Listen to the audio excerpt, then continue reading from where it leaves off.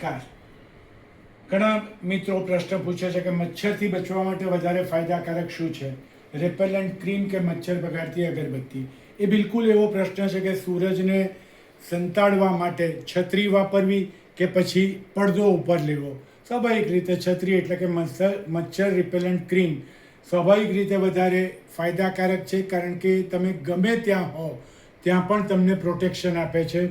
ખાસ કરીને તમે બહાર જતા હો તો રિપેલન્ટ ક્રીમ વાપરવું વધારે યોગ્ય છે.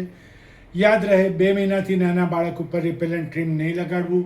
પ્રેગ્નન્સી દરમિયાન ડૉક્ટરને પૂછ્યા વગર નહીં લગાડવું.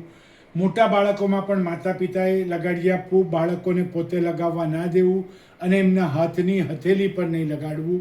અગરબત્તીનો પ્રોબ્લેમ એ છે કે બંધ રૂમમાં રહેવાથી ધુમાડો થઈ શકે, ખાંસી, આંખમાં બળતરા, એલર્જી, શ્વાસની તકલીફ થઈ શકે અને દમ ધરાવતા બાળકોમાં ખાસ સાવચેતી રાખવી પડે. મચ્છર બગાડતી અગરબત્તી ફાયદાકારક ચોક્કસ છે, પરંતુ બંધ રૂમમાં ઉપયોગ યોગ્ય નથી.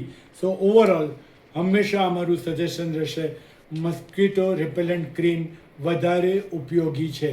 આમ છતાં પણ અગરબત્તી સતત અને લાંબા સમય સુધી વાપરવાને બદલે ટૂંકા સમય માટે વાપરતા હો તો ચોક્કસથી વાપરી શકાય. આજે અહીંયા જ રોકાઈશું. ચોમાસું આવી ગયું છે. હું ડૉક્ટર ઉર્મંદ્રુ, lifestyle disease prevention YouTube channel અને HCG હોસ્પિટલ તરફથી આપને મચ્છરથી બચવાની સાવચેતીના પગલાંના વિડીયો બતાવી રહ્યો છું.